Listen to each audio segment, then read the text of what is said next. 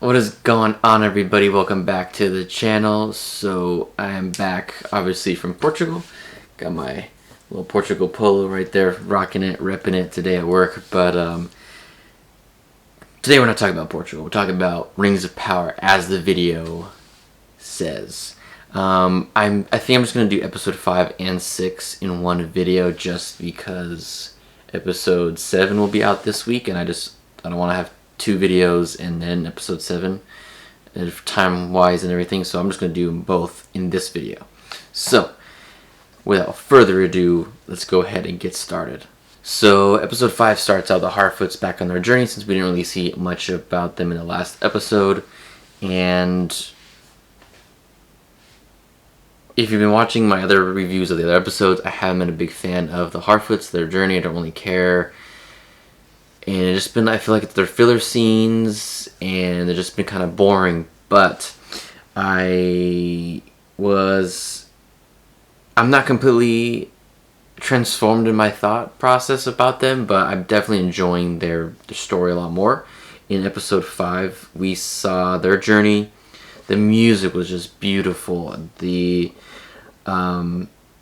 they're walking in person, and then it zooms out, and it's the map of Middle Earth, showing their little footsteps. I thought that was really cool, really unique. I like that. Huge landscapes and backdrops, classic Lord of the Rings style. New Zealand, beautiful country. That was really awesome. And the song saying, "Not all those who wander or wonder are lost."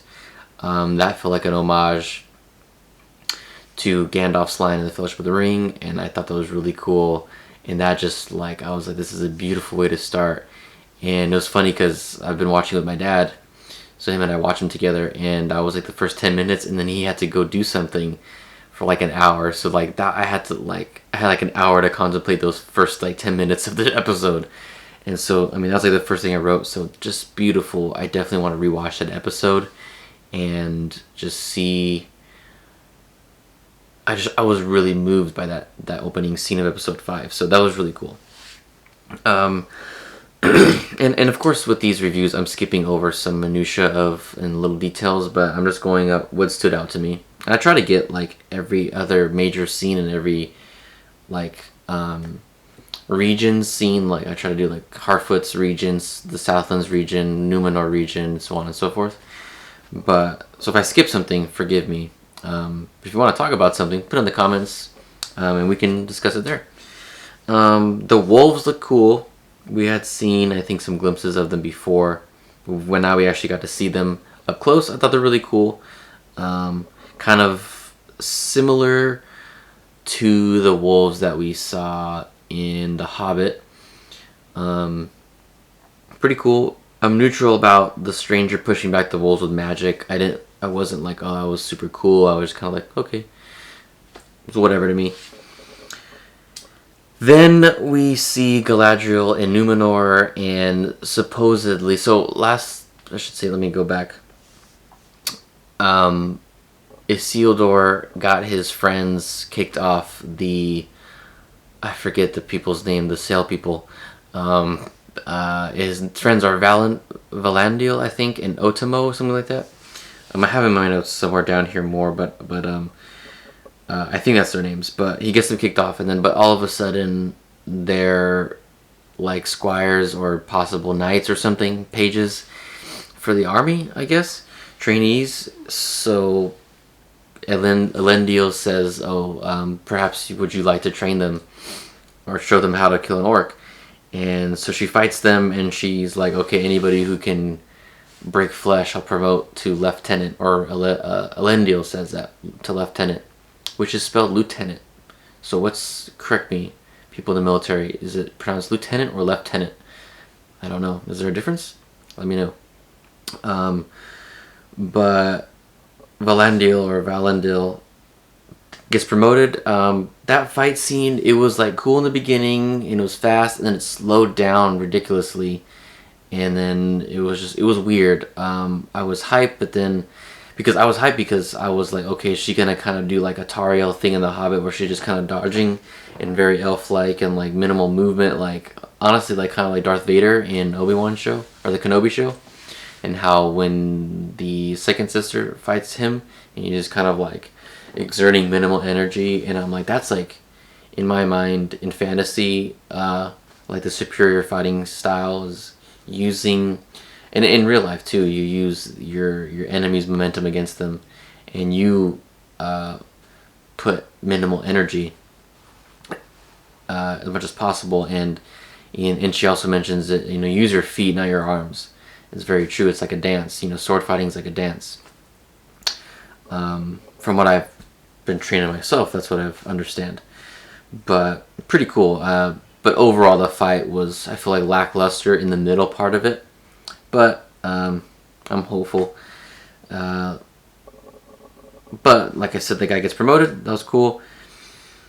We see the telling of going to Lindon with Elrond and Gil-galad. The light of the lost Cimmeril is supposedly in the Mithril now. We kind of see that telling of the elf fighting the Balrog of Morgoth on top of the Misty Mountains, and this whole revealing that Gil-galad and he had this, the reason he sent Elrond was to find the Mithril, and they're having dinner with Durin, Prince Durin, and funny how like Prince Durin was like, well, not funny, but he's like,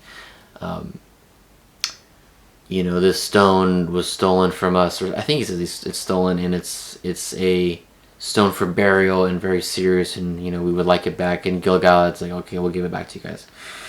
And then we find out about this betrayal of Elrond and this deceit of Gil-galad to Elrond, and we learned that Celebrimbor knew about this, and he apologizes to Elrond, and we learned that the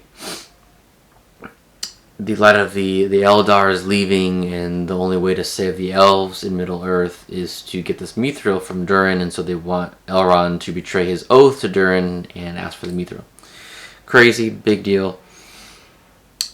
Then we go back to Numenor. Pharazôn's son, I forget his name, sabotages the boats, blows two of them up, and then Isildur saves him. And, okay. And no real comment on that. My only issue, okay, no, pause on the Isildur storyline. Okay. Go back to now with Arondir and the men of the Southlands. Half of the men leave and they go bow down to Adar and the orcs and join them, and the Butcher is the leader. Keep that in mind because we're going to talk about that for episode 6. The Butcher is the leader, I don't remember his name, but he's the leader of the Southlands guys who leave and go join Adar and the orcs. Got that. Keep that in your mind. Back to Elrond. Elrond tells Durin that the elves need Mithril to survive, and says the fate of the elves lies in his hands. And Prince Durin says, "Say that again." And he's like, "The fate of the elves is in your hands." He goes, "Whose hands?" He goes, "Your hands." And he's just loving it. And I just such a I think they've nailed it. Like, I feel like the dwarves are just so like they love that recognition. And I really liked that. That was really funny. And then Durin's like, "Oh yeah, that table." And I was like, "Oh dude, I knew he didn't need that table. It wasn't like super special or whatever." And he's like, "Oh yeah, Disa, my wife, needs a new table." And Elrond's like, "At least let me tell her it was a gift from me," or something like that. And that was really funny. I like that. And last part of episode 5, Numenor sails to Middle-earth. They're like, okay, we only have 3 boats left, but let's just keep sending them out.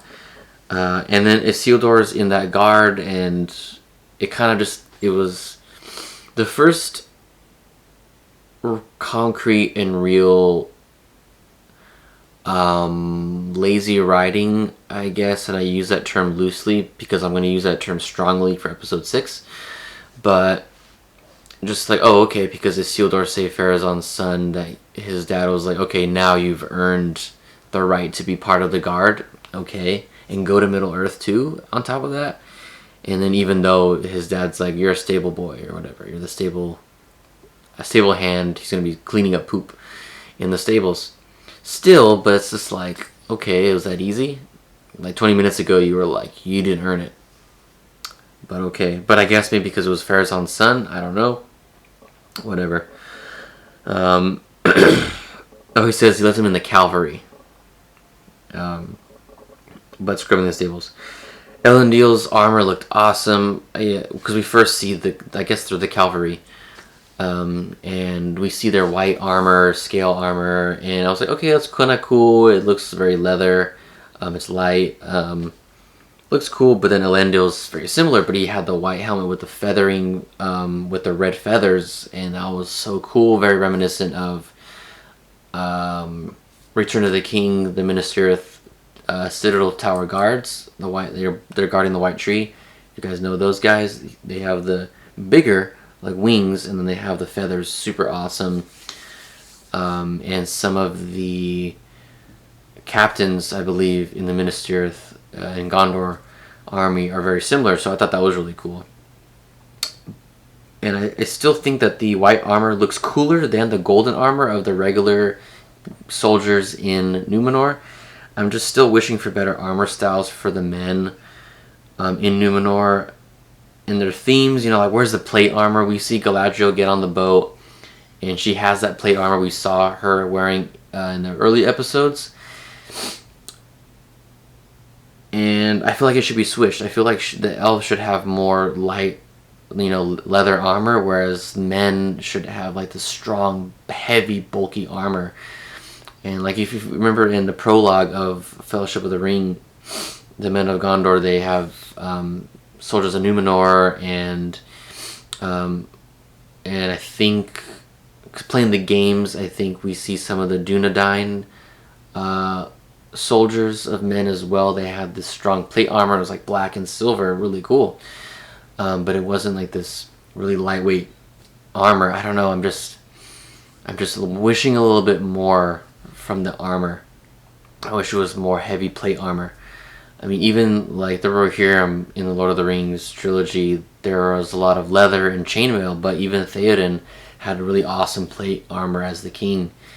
And we see the Queen Regent, she has that heavy plate armor. I'm like, okay, why don't her soldiers have that? I don't know. That's just a nitpick. I'm a big history guy, big medieval history person, and seen throughout history, and especially in fantasy, a lot of the soldiers wore that. Even in The Witcher, a lot of them wearing plate armor. So it's just a little gripe. But to each their own. It's just a nitpick that I have. But let me know what you guys think about that armor and the armor choices. And I mentioned it in other episodes before. But yeah, let me know what you guys think about episode 5 in the comments below. But without further ado, let's get into episode 6. Okay, the orcs attack Osterith, the tower, and Arondir springs the trap and crashes the tower onto the orcs as the people get the town ready for battle. Pretty freaking cool. That was pretty dope. I was hoping that was going to happen. They're going to spring some kind of trap, and then we find out that the rest of the townspeople are back in the town, or they're almost at the town, and then they go to the town. And the orcs didn't see it coming, and Adar didn't see it coming, and that was pretty much it. Quick scene, great way to open the episode. We swing back to the Numenorians, and this is going to be what I mentioned about the plot holes and the lazy writing starts coming into play. Now looking back at my notes, I'm noticing that it was this early on that they could have done something, and I'll get into what I mean later. But we see them getting closer to Middle Earth. Galadriel meets Isildur, and we learn that his mother drowned from Elendil. And Isildur sees Middle Earth in the distance coming up, and they're all getting excited. And take note of that. We'll come back to that. We go back to the Southlands. Bronn went to Theo. Theo's getting scared. He's talking about when I used to be scared of the dark. What would you tell me? Can you say that now? And she says a pretty long line, but the main thing, she says, the shadow is only a passing thing. And I really love that. And I feel like it was 2 back-to-back episodes with these huge homages to the original Lord of the Rings trilogy, and this one was to the 2 towers. So last episode we had the Fellowship of the Ring with that song, the opening song about not all those who wander are lost, and now Two Towers with the homage to Sam's speech, the shadows only passing things. So maybe this week's episode we have an homage to the Return of the King. That'd be pretty cool. So that was a really cool line. Fixing this little typo here. So okay. So then they're getting prepared. They're getting the town ready, and they're like, okay, we gotta wait till all the orcs pass the bridge to spring the trap. So the orcs attack the town. They defeat them pretty easily. Arondir has a pretty cool battle with this giant orc, and Bronwyn saves him. Pretty nasty with he stabs the orc's eye, and then the blood's falling in his mouth, and then she cuts the orc's head off, and then more blood spills on his face and his mouth. But pretty cool overall. And then they're like, oh, that was pretty easy, and they start taking the masks off the orcs, and it turns out the majority of them is the townspeople who betrayed them. And this is where I'm starting, okay, where's the butcher dude who led them? If this was this coup by the men of the Southlands who betrayed the other men, where's the butcher guy? So then arrows start flying everywhere. They're getting attacked. They get ambushed by the remaining orc army and Adar. And the townspeople run into the tavern. Bronwyn gets shot in the chest with an arrow. And they're all getting shot up, and they go into the tavern. They barricade the tavern doors. Then a seemingly random shot of the Numenorians already on land, already riding in full haste. And I'm like, okay. And it was they're seeing the sun rise. It's already dawn. But then we go to the Southlands, and it's still nighttime. The sun hasn't rose yet. And so is it either because the Numenorians are a different part? No, it wouldn't matter because they can't be that far. So is it okay, Numenorians is present day, 5:30 in the morning, let's say, and then we're going a little back in time with the men of the Southlands at 4:30 in the morning, and we're slowly catching up the Southlands up to the Numenorian timeline. A little bit lazy writing. I don't know what's going on there, but I feel like it would have been better if they would have shown the Numenorians land and be oh, there's smoke in the north, or in the Two Towers when Legolas is the red sun rises, blood has been spilled this night, that kind of thing, Galadriel could have been they're landing, and the Galadriel's the red sun rises, blood has been spilled this night. It's the red sun is rising in the east or the west or whatever. Let's ride that way. There's smoke rising over there too. Let's ride that way. And everybody's boom, they make haste. That way there's a little bit of okay, we know how the Numenorians knew where to go. But in this instance, it was kind of random, a little bit lazy writing, a little bit of a plot hole. So that was the second instance, the more of the major instance that I talked about. But nonetheless, the orcs break into the tavern. They steal the dagger. Theo's it's over here, freaking Theo. And they're walking out, and I think the floor starts vibrating, I believe. Everything starts shaking. And boom, the Numenorians are riding through, epic ride through, just taking them all out. And we see that, finally we see that scene from the trailer with the people on the cavalry on horseback, knock all those orcs down with the chains in order to capture them. Finally, we saw that. Pretty cool. I definitely want to rewatch that episode to see some of those epic shots. But really cool. Short-lived though. It was really quick battle scene. But I'm hopeful for the future battles and future fights. Adar escapes in classic evil guy fashion, but Arondir tells Galadriel to chase after him because he carries a weapon of the enemy. And so Halbrand and Galadriel chase after him in the forest. And again, we see that shot from the trailer where Halbrand leans off his horse, almost hanging off, and hits the horse with the spear and knocks the horse over. The horse walks away. and Adar's just like wind knocked out of him on the floor. And Halbrand turns him over and he goes, remember me? Which I'm like, oh, okay, Halbrand knows who he is. And Adar's like, I don't know who you are. Did I hurt someone you loved? Or did I hurt a child of yours or something like that? And he's about to kill him, and then Galadriel tells him to stop. We still don't know why he knows him, but I've heard some speculation, which I'll table for the end of the video. But Halbrand, Galadriel is interrogating Adar, and we learn that Adar is indeed an elf, which I think I alluded to in episode 4 video, because he had his chest plate, the black chest plate, has the same topographical design as Elrond's, not skirt, cuirass? No, that's not the correct term, but his garb, very similar, just Adar's is black and Elrond's was green, but the same topographical look to it. And of course he has the pointy ears like an elf, and he speaks in Quenya and Sindarin, I believe, in the show. But he reveals that he is in Uruk, which is black speech for orc. And he says he's an original orc before, the orcs that we know were created. An elf turned evil, a dark elf, and Galadriel calls him a Mordindor. And there's a lot of speculation. I was reading on this because Peter Jackson made it famous that orcs were elves that were corrupted and twisted and mutated and turned into orcs. And Tolkien has contradicted that and saying he didn't want it to do with anything with the elves because the elves were the purest form, they're the original, and that shouldn't be tainted. And there's back and forth because Morgoth couldn't create anything himself. He could only corrupt pre-existing things.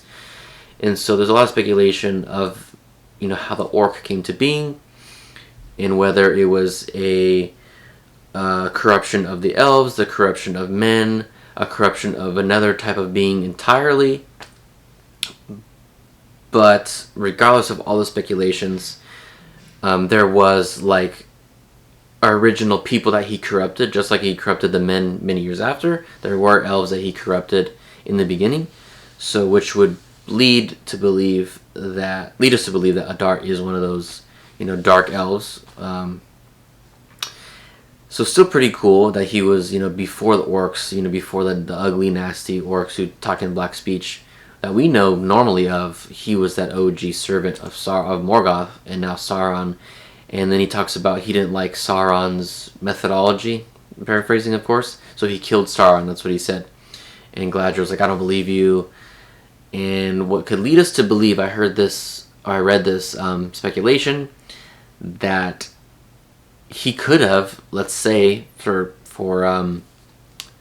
argument's sake, that he did kill Sauron in whatever form that he was at the time. We know Sauron is a huge shapeshifter. It takes upon shapes. We mentioned all the different that we know of in the books, in canon text, that he is going to take the forms that he's going to take. But the speculation that his new form is in Halbrand, and that's why Halbrand recognized Adar, but Adar didn't recognize Halbrand because Halbrand is Sauron, because he killed him, all this stuff. It's a big speculation, but who knows? Because we still don't know why. We don't know how Halbrand knows Adar. But that's one of the speculations. Okay. Then... he's about to kill, or she's about to stab Adar, but Halbrand now saves her from killing Adar. They leave, they go out into the forest, and they're having a heart-to-heart, and Halbrand's saying, the way I felt fighting with you, I've never felt that way before. And Galadriel has a moment of vulnerability, and she's like, I felt the same way fighting with you. And they kind of look at each other, and then one of the Numenorians comes, and he's like, Halbrand, the queen wishes your presence in town. And I was like, please, I don't need another romance thing. They did a good with Arendir and Bronwyn. You know, it's like a close-up shot, and they're about to kiss, and then zoomed out, beautiful landscape, perfect way to do that. I didn't need this like close-up shot of them kissing and this 360 sunlight in the middle of them. They did it perfectly. But I'm like, really? They're gonna get this Galadriel Hallbrand romance going? I don't know. I don't know how I feel about that. But besides the point, it's a little nitpick. But Hallbrand goes into town, and Bronwyn recognizes his logo, and she's like, "Are you the king, you know, that we were promised?" And he says, "I am." And they say, "Hail, King of the Southlands." That was pretty cool. I like that. I like the potential, and I mentioned in the last episode 4 the building of the southern cities of men, of Gondor, you know, of all that. I'm really excited to see that. And I mentioned Numenor, and then the next episode was Numenor. We saw them, so that was cool. But hopefully we continue to see that development of those cities of men. That's I'm really excited to see that. Then Galadriel gives Arendir the dagger. Then Arendir gives Theo the dagger to be rid of the temptation, to be rid of, you know, the evil that's haunting him, because he feels. He said he doesn't feel guilt. He feels loss or sadness, is what he said. And he's like, then to be free of it, and, you know, give it back to the Numenorians. And he's unraveling it, and it's an axe. I'm like, oh shoot, somebody stole it.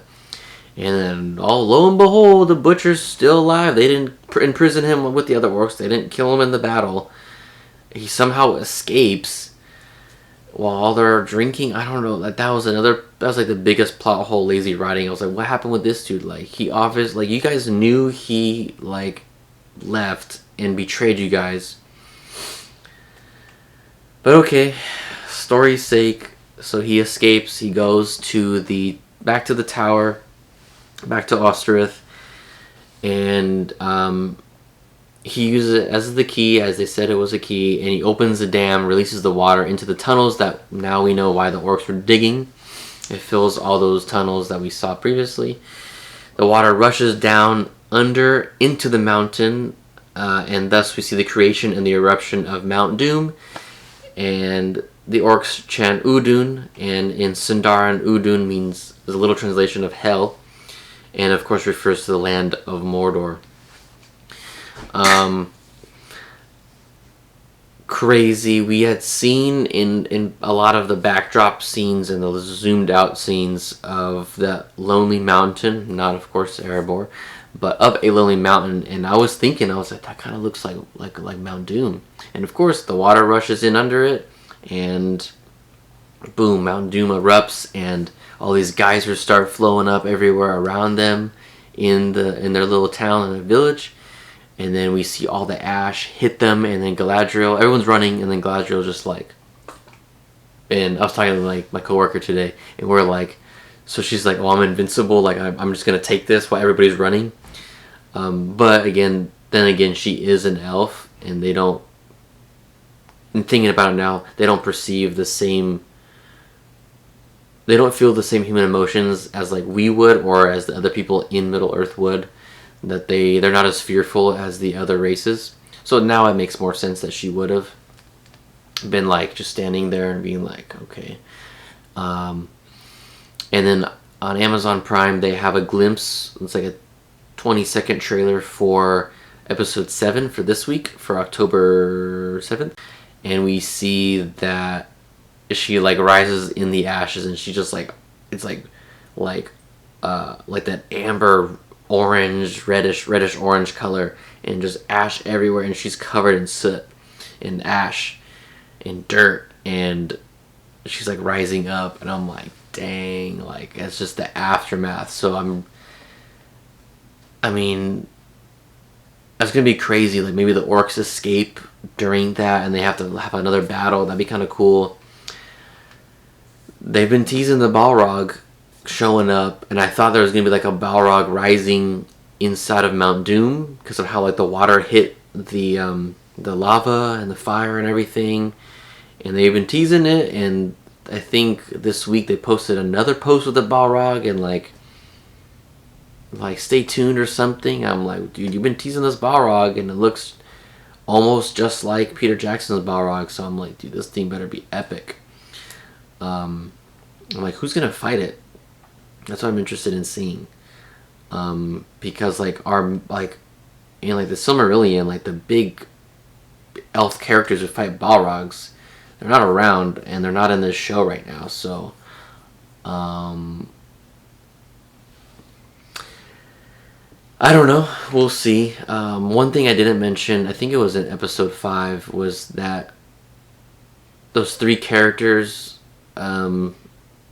one has like a helmet and like an axe and a shield or something, and then one I think has like a robe on, and like the main one goes down to where the stranger landed, where he landed. And there's like memes that it's like Slim Shady because of like the bleached hair. But they kind of just look up to the stars and they're like... But that's all we see of them. Very interesting characters. I don't know who they're supposed to be. It seemed like they were doing some magic on the site. So maybe they're just necromancers of some type. But interested to see what their part is. That was a very small scene that we finally saw them. But I'm thinking we're going to see more of that group of 3 in this week's episode again. And again, Amazon did put on their Instagram a picture of the 3 of them, like lined up, looking out into the distance. So it'll be interesting to see what their part is in this show. But of course, a lot to unravel in 2 episodes, in 2 pretty big episodes, and these episodes were longer. They were like 75 and 76 minutes each, so pushing over the hour time frame, which I'm loving it. More content. Pretty awesome. 2 more episodes left for season 1. The season finale is October 14th, so we have the 7th, which is this week, and then episode 8 on the 14th of October, and then for season 1's done already. Crazy. Let me know what you guys think about the show, whether you like it, whether you hate it, whether it's great for fantasy, great for entertainment, great for the Lord of the Rings, Tolkien world. Just let me know. Let me know if you agree with my review of it, whether you hate it. Just let me know. I just love talking about it, and I'm open to all opinions. Let me know in the comments down below if you guys want to see, or DM me on Instagram. I have both my Instagrams, my photography, my personal, in the description below. If you want to see how my trip to Portugal was, it's all in the description on my Instagram. I'm posting reels and my stories, all that kind of stuff, if you wanted to see more info about that. But other than that, I can't wait for episode 7 this Friday. I'm excited. Getting my Lord of the Rings on. It's awesome. And I hope you guys enjoyed the video. Stay safe. See you guys next time.